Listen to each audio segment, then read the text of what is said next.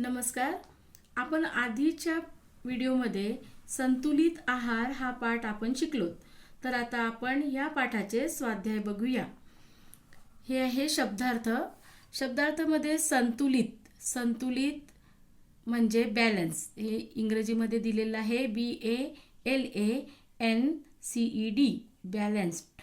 बॅलन्सला संतुलितलाच समतोल असे म्हणतात. मराठीमध्ये समतोल म्हणजे आपल्या आहारामध्ये आपण समतोल ठेवायला पाहिजे. जसं आता आहार म्हणजे काय? Diet, DIET diet. पण आहार म्हणजे जेवण. आहार म्हणजे जेवण. आता सुदृढ म्हणजे सशक्त, तंदुरुस्त म्हणता ना तुम्ही, सशक्त किंवा मजबूत. हेल्दी, काय? हेल्दी. सुदृढ म्हणजे HEALTHY हेल्दी. पण त्याला दुसरा पर्यायी शब्द काय आहे? सशक्त. मराठीमध्ये सशक्त किंवा मजबूत. नंतर आहे पौष्टिक. पौष्टिक आहार म्हणजे सारयुक्त. जसं आपण जे कोणताही पदार्थ खाल्ला तर त्यातला आपल्याला सार आपल्या शरीरामध्ये गेला पाहिजे, तर त्याला म्हणतात सारयुक्त. मराठीमध्ये त्याला सारयुक्त असे म्हणतात. आणि त्याला इंग्रजीमध्ये न्यूट्रिशियस NUTRITIOUS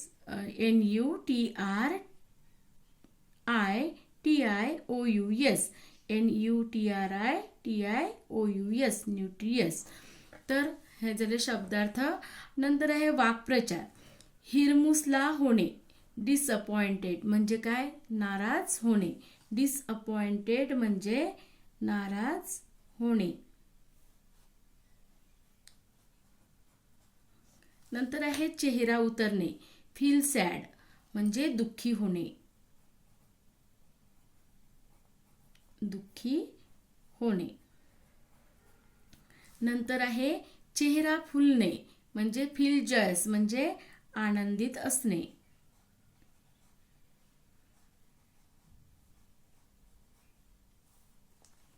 आनंदित असणे. आता वळूया आपण स्वाध्यायाकडे. तर प्रश्न पहिला आहे, खालील प्रश्नांची उत्तरे द्या. ईशाने डब्यात काय आणले होते? तर आता सगळ्यांना माहिती असेल की ईशाने डब्यात काय आणले, कारण आपण पाठामध्ये शिकलेलो आहे. तर ईशाने डब्यात काय आणले होते? पिझ्झा. तर हे तुम्हाला पूर्ण वाक्यामध्ये लिहायचं आहे. एका वाक्यामध्ये पूर्ण लिहायचं आहे. ईशाने डब्यात पिझ्झा आणला होता. काय आणला होता? पिझ्झा आणला होता. प्रश्न जरी काय आणले होते तर तुम्हाला पिझ्झा काय आहे? एकच होता. आता आपण इथे पिझ्झे आणले होते असं लिहिणार का? नाही. तर तिथे काय लिहायचं आहे तुम्हाला? पिझ्झा आणले होते असं लिहिणार का? नाही. तर पिझ्झा आणला होता. रोहनच्या आईने त्याला काय सांगितले? तर रोहनच्या आईने काय सांगितले होते की भाजी पोळी खाल्ल्याने शरीर सुदृढ राहते आणि पाचनशक्ती नीट राहते.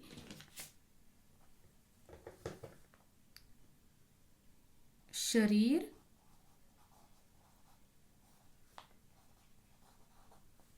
सुदृढ राहते आणि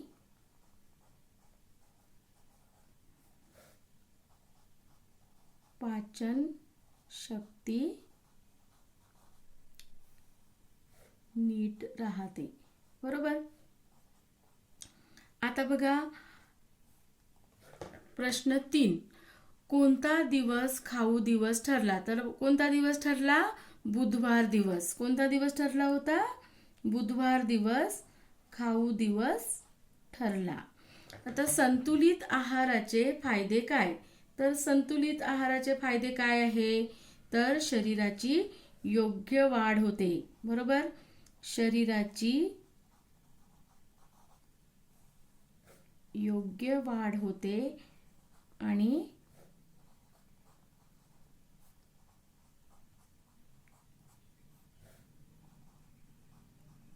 आणि शरीर निरोगी राहते. आणि शरीर निरोगी राहते. हे आपल्या संतुलित आहाराचे फायदे आहेत. तर आता प्रश्न दुसरा, खालील शब्दांची प्रत्येकी 2-2 उदाहरणे द्या. तर आता धान्यामध्ये काय काय येतं बरं, कोण सांगेल? 2-2 उदाहरण द्यायचे आपल्याला. तर गहू आहे, गव्हाचं पीठ खातो की नाही आपण, गव्हाच्या पिठाचे काय करतो आपण, पोळी. तर गहू आहे. नंतर तांदूळाचे काय करतो आपण, भात. बरोबर, तांदूळ. फळ किंवा पालेभाजी. आता फळ कोणते कोणते आहेत, फळामध्ये कोणती भाजी आहे, तर टमाटर. कोणते आहे, टमाटर. टमाटर आणि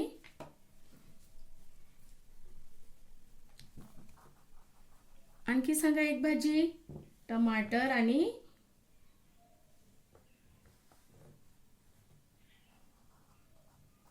काकडी. आणखी एखादी भाजी सांगा, कोणाला माहिती आहे का? मला कमेंट बॉक्समध्ये टाकायचे. आणखी याच्या व्यतिरिक्त आणखी कोणत्या कोणत्या भाज्या तुम्हाला आवडतात. जशी कोबी आहे, कोबी टाकायची. आपल्याला इथे 2-2च लिहायचे आहेत. कडधान्य. आता कडधान्य म्हणजे कोणते, जे मोठ आलेले धान्य असतात. जसे मोठ आहे, चणे आहे, मूग आहे. मोठ, चणे. आणखी एखादी तुम्हाला जे येते ते लिहा. चणे आहे, नंतर मूग आहे. नंतर फळेमध्ये काय आहे, सफरचंद. सफरचंद रोज एक खाल्लं तर आपल्याला कधीही डॉक्टरकडे जाण्याची आवश्यकता पडत नाही. तर सफरचंद आहे, केळी आहे, पेरू आहे, चिक्कू आहे. इतके फळ आहेत जे रोज एक फळ तरी आपण खायलाच पाहिजे. तर प्रश्न तिसरा, कोण कोणास म्हणाले ते लिहा. हो ना, मज्जा आहे ईशा तुझी. हे वाक्य कोणी कोणास म्हणाले, तर सावनी ईशाला म्हणाली.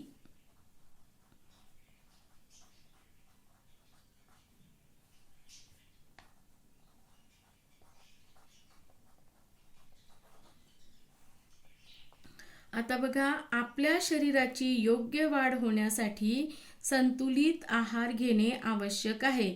तर हे वाक्य कोण कोणास म्हणाले, तर बाई मुलांना म्हणाल्या.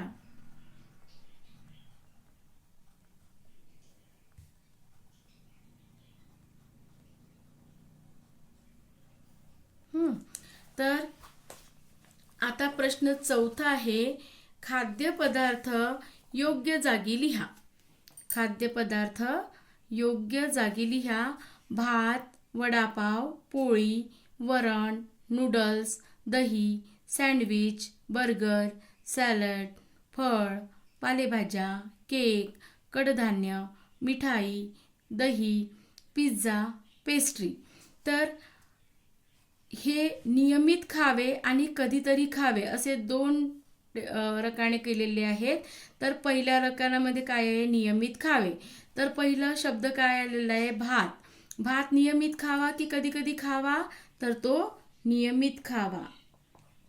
भात नियमित खावा या रकान्यामध्ये लिहायचा आहे. नंतर आहे वडापाव. वडापाव नियमित खावा का, नाही, तर तो कधी कधी खावा, वडापाव.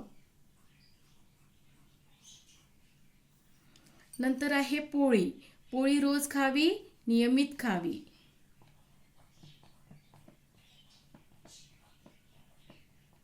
नंतर आहे वरण. वरण सुद्धा नियमित खावे. नंतर आहे नूडल्स. नूडल्स नियमित खावे का, नाही, तर ते कधी कधी खावे. नंतर आहे दही. दही हे रोज खाल्ले तरी काही हरकत नाही. सँडविच. सँडविच हे कधी कधी खावे.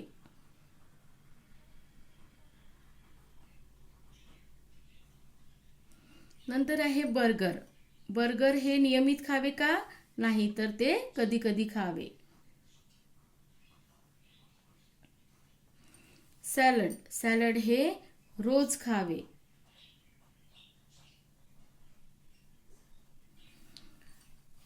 फळ. फळ सुद्धा रोज एक खायलाच पाहिजे. नंतर आहे पालेभाज्या.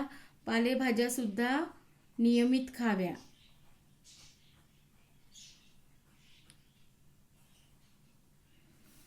नंतर आहे केक. केक हे कधी कधी खावे. नंतर आहे कडधान्य. कडधान्य सुद्धा नियमित खावे.